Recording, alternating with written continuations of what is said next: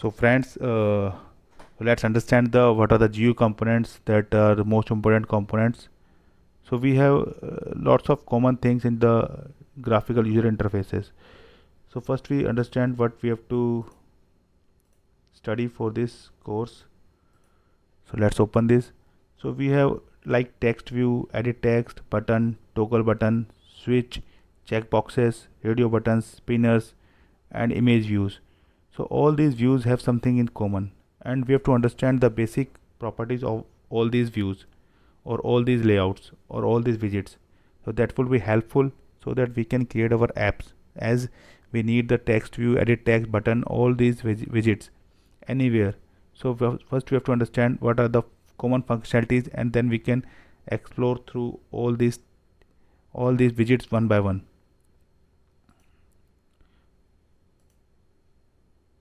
So if you see here in this image, so all the widgets have their class. So whatever there, it may be text view, spinner, or button, or edit text, all the views is comes with a class. So if we can see that all the views has a class. So what is class? So the class means there are some getters and the setters. As you know, these the views has some properties, like we can set the layout height, layout width, it's a text, and we have the for the button we have the on click method. So all these are basically the getter and the setters of this class. So we can see here that the view is inherited, uh, the the text view is subclass of the view. Similarly, the edit text is also a subclass of text view, and similarly the button is also a subclass of text view. It means all the properties of the view are inherited by the text view, and all the properties of text view inherited by the edit text and the button. Similarly, the spinner is also inherited by the view. So it means all the properties of the view is inherited by the spinner. So now we have the layouts: grid layout, linear layout, and relative layout. So all these are the view groups, and the view group is a view. So all the properties of the view is inherited by the view group, and all the properties of view group is inherited by the any of these layout: grid layout, linear layout, and relative layout. So if you see the view class, then we have get id, get height, get width, visibility, find view by id, is clickable, is focused, request focus. So all these methods are common to all the subclasses that inherited the view class. So if you see the get id, it means we can access the id, or we can set the id. We can set the height, we can get the height by using the get width and the get height method. Similarly, we can set the visibility of any view. So all these properties are visible or the inherited to all the subclasses of the view class. I'm not going into much detail. This is an example of text view. It is just a label inherited from the view. All the properties of that view is inherited to the text view. We have id, layout width, layout height, and text. Then we have edit text. The edit text means it is editable. That is also a view, but it is editable text. So here view, text view, and edit text. So edit text is a text view, and text view is a view. It means the edit text could inherited the properties of view as well as the text view. It means it is a label, but it has some one more property, that is it could be editable. So here you can see the XML code. So here the IT, layout, width, so all these things are common. So here we have the one more thing that we can understand, because it is edit text, so there is a property input type. So input type equals to, it could be a number, or it could be a phone number, it could be a password, it could be a text cap sentence, or it could be a autocorrect. So the edit text could be a number. It means we have only just enter the numbers from the keypad. And if it is a password, then it will display the stars, so you can't see the entered character. or we can use the OR operator to combine two types of input type or two types of values. Now comes to the button, and yes, you can see we can access all these things by using the find view by ID. So what is the difference between the button? Button is clickable, so it is a text view but it is clickable. So here we have the on click method. So that is the only difference between the button and the text view. Now we have toggle button. Toggle means the on and the off. So we could have only one state at a one time, either it is on or it is off. Hierarchy is view, then text view, button, and then compound button, and then toggle button. So the hierarchy, it is also a subclass of view and the text view, because it has a label on and off, and it is property of a button because these are the clickable buttons, and it is compound button because we need the toggling impact that both are work as a group in a group. That is the XML. We have to write toggle button, its ID, layout width, layout height, text on and text off. So what is the text on the on button? What is the text on the off button? Then we have on click method. So how we can use this? We have to write the on toggle clicked. So we have write a on toggle clicked method, and in that case we have first access the toggle button, and then we check whether it is checked or not. Then we have stored it in boolean value. So suppose it is a checked, so in that case it is true.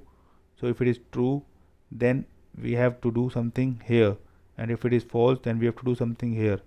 So suppose it is true, then it means order a pizza. If it is false, it means we are not we are full, so we don't need pizza. Now we have switch buttons, that is also similar to toggle button. So the code is, we have this time it is switch, and similarly we have text on, text off, what we want to write on and the off side. So if you see here, it is also inherited from the compound button, similar to toggle button. Now the code is similar as the functionality is similar. The only difference is that in case of switch, it is kind of this in the same button showing you the impact of toggling, but in case of toggle button, it is two different buttons.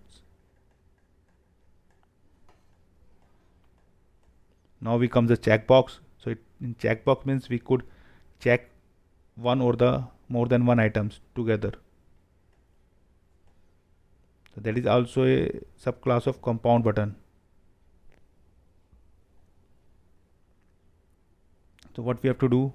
So we have create here two checkboxes, one for the milk and one for the sugar. As you see in this picture, one for the milk and one for the sugar. Now how we can write the code? First we have using the extract the checkbox by using the find view by ID. Then we have again use the is checked method. So it will return the boolean value whether it is checked or not. If it is checked, then we do something. If it is not checked, then we do something else.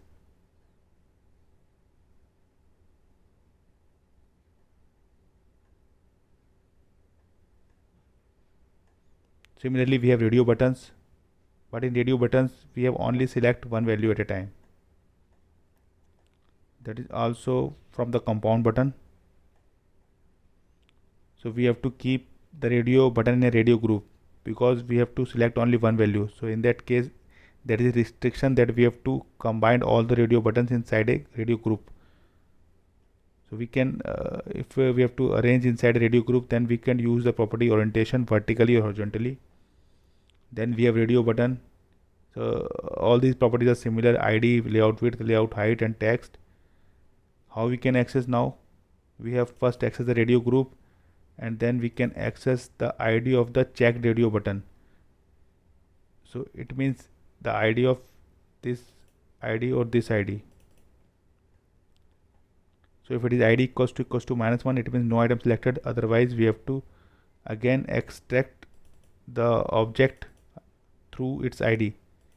So suppose it's the first radio button ID is radio caveman, and we have selected this. So it means that ID is radio caveman, and then we can access the radio button here. Or we could also have the on click method. Now we have the spinner. We have already discussed the spinner a lot.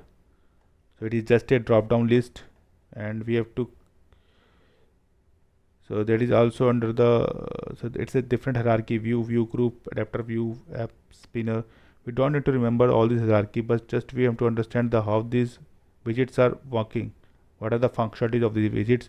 We have to understand just the basic 2-3 lines about every widget. So here we have the spinner. So we have to store all the items of the spinner inside a string array that is stored inside the strings.xml file. Then that's comes the image view. So that is very important, because in every app we have the images. Then we have to show, suppose we have a we have to show some animals images, then we have to store it inside the image view. So how the image view work, that is also inherited from the view class.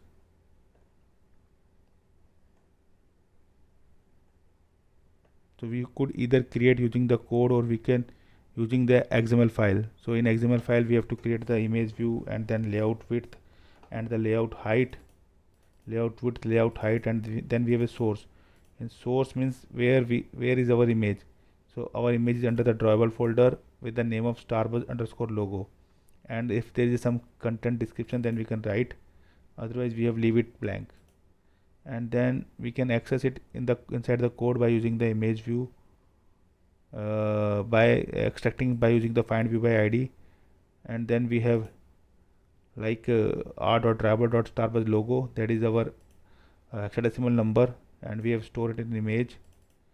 And we can now set a description, and then we have used this time the set image resource, and we have put here the image. It means either we can create using the XML file by writing the image view code here, or if we want to do it by code, then we have to first create the image view object, and then we have to set its image resource and set content description. So here we have also set the image resource by using the source, and the content description by using the content descriptions. So this is the way by which we can create the image view.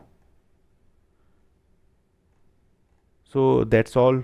I hope you enjoy these videos.